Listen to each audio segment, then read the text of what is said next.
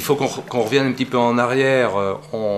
Tout démarre en fait en juin 1793, au moment de l'attaque de Nantes. Parce qu'à cette fameuse attaque, le généralissime vendéen Catilino se fait tuer. Et aussitôt après, les chefs vendéens se réunissent pour désigner un nouveau généralissime. Ils sont allés à Châtillon-sur-Sèvre, ils se sont réunis et ils ont désigné leur nouveau généralissime. Et puis, aussitôt, en même temps presque, au mois d'octobre 93, quand ils ont reformé un petit peu leur armée après la défaite de Nantes, ils ont décidé d'attaquer Cholet. Et à cette attaque de Cholet, c'était un désastre, puisqu'après il y a eu la virée de Galerne, mais ce qui a été plus grave, c'est que Delbé, Bonchamp et Lescure ont tous les trois été blessés. Ils ne sont pas morts tout de suite, mais Bonchamp est mort après le passage de la Loire, il est mort à la Meilleraie. Delbé, lui, est mort plus tard à Noirmoutier, alors que Lescure est mort, lui, en revenant de la virée de Galerne. Si bien qu'au mois de janvier 1994, la République avait décidé de mettre en place les colonnes infernales pour tout liquider. Mais il ne restait plus que 3 chefs. Il restait De Charette, il restait La Roche-Jacquelin et il restait Stofflet. Presque aussitôt, La Roche-Jacquelin s'est fait tuer sur la route de Noyers dans une attaque complètement bénigne. Il ne s'y attendait pas du tout. Au détour d'un chemin, il s'est fait tuer par un républicain qui était là tout seul. On n'a pas compris d'ailleurs pourquoi. Enfin, c'est comme ça. Ils se sont donc retrouvés qu'à 2. Stofflet, quand il a vu ça, il perdait son meilleur ami parce qu'il s'entendait très bien avec La Roche-Jacquelin. Il est rentré en résistance dans la forêt de Vezin. Dans la forêt de Vezin, il a monté un village, ni plus ni moins, même c'était plus qu'un village, puisqu'il avait monté un hôpital, il avait monté des ateliers de tissage, il avait monté des ateliers de tannage pour pouvoir faire les chaussures, enfin pour équiper son armée. Et Charette, lui, quand il a vu ça, il est reparti chez lui, d'abord dans le Marais, dans le pays de Ré, si bien que Stofflet s'est retrouvé un peu seul dans les Mauges. Et au mois de février 1994,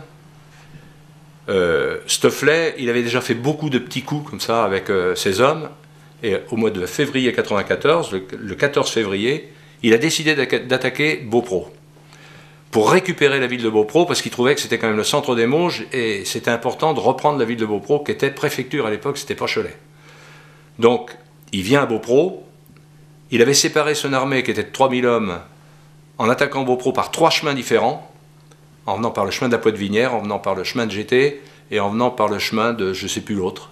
Peu importe, ils se sont donc ramenés juste devant le château de Beaupro. C'était une bagarre extraordinaire, et il y a eu beaucoup de blessés.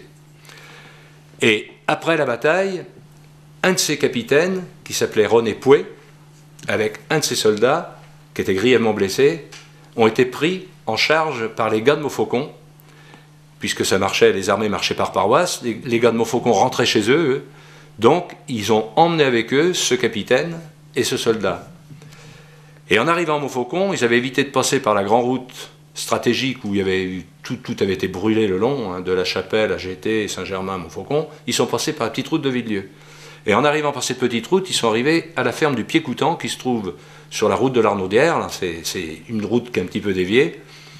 C'est sur les bords de la Moine et ça touche le château de la Jarrie. Et en arrivant, ils sont allés confier ces 2 personnes-là aux paysans du Pied-Coutant, qui leur a tout de suite dit « Je ne vais pas pouvoir les garder dans ma ferme, il va falloir qu'on les cache. » Et il rajoute « On a déjà été obligé de se cacher, nous. On a construit à l'intérieur d'un buisson dans la forêt du château de la Jarrie une cabane. Donc on va les déposer dans cette cabane, ils seront à l'abri du froid et de la neige, donc ils pourront rester là. Et mon employé, Marie Papin, ira vous nourrir tous les soirs à la tombée de la nuit. » Et c'est ce qu'ils ont fait. Et Marie Papin est allée le premier soir, le deuxième soir. Déjà, elle avait réussi à éviter plusieurs patrouilles républicaines, elle s'était cachée sans se faire prendre. Et un soir, au moment où elle est presque rentrée dans la cachette, elle s'est trouvée encerclée. Il y avait en fait une embuscade qui lui avait été tendue, parce qu'elle avait été dénoncée. Et tout de suite, le responsable de la troupe républicaine lui dit comme ça « À qui portes-tu cette nourriture, il faut que tu nous dises où il se cache. Et elle a tout de suite dit, il est hors de question que je vous le dise, vous ne saurez rien. Alors là, le responsable lui dit comme ça, eh bien, écoute, on va te torturer, on va t'attacher à un arbre et on te fusillera si tu ne veux pas nous dire qui tu vas nourrir et qui tu caches. Et elle, quand elle s'est trouvée attachée à l'arbre, plutôt que de dire quoi que ce soit, elle s'est mise à chanter des cantiques et à prier, ce qui ne leur a pas du tout plu, mais pas plu du tout. Si bien que ils l'ont criblée avec les baïonnettes, à coups d'épée, et la pauvre en est morte sans rien dire. Et 1 heure, 2 heures plus tard, son patron, le paysan du Piécoutant, la voyant pas rentrer, s'est dit, il s'est passé quelque chose. Il est donc retourné par le chemin qui passait le long de la moine, et il arrivait avant la cachette, et là il a vu le corps de Marie Papin qui était attaché le long de l'arbre, qui était décédé évidemment. Il a coupé les liens, son corps est tombé en 1000 morceaux, on suppose qu'elle a été enterrée là, parce que depuis on a cherché dans les registres paroissiaux une Marie Papin qui aurait été éventuellement enterrée à Saint-Germain, puisque ça dépend de Saint-Germain cette ferme-là, ça touche Montfaucon et ça dépend de Saint-Germain. On a regardé aussi dans les registres paroissiaux de Montfaucon, on n'a trouvé rien du tout. En plus, la même année, presque le même jour, sont nés 2 Marie Papin. Donc il y a une confusion qui est difficile pour savoir si elle est enterrée ou pas. Bref, on suppose qu'elle était enterrée sur place. Et l'histoire qu'on raconte, on l'a su par René Pouet et l'autre soldat qui était caché avec lui, parce que plus tard, beaucoup plus tard, il a raconté cette anecdote à un historien qui s'appelle Bournizeau, et qui lui a laissé ce texte aux archives départementales d'Angers qu'on a retrouvé.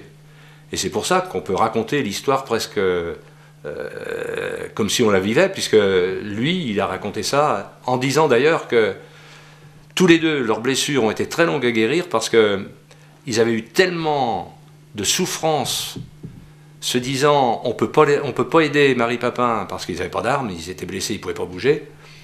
Et ils ont tellement été choqués par ce massacre qu'ils ont eu du mal à guérir.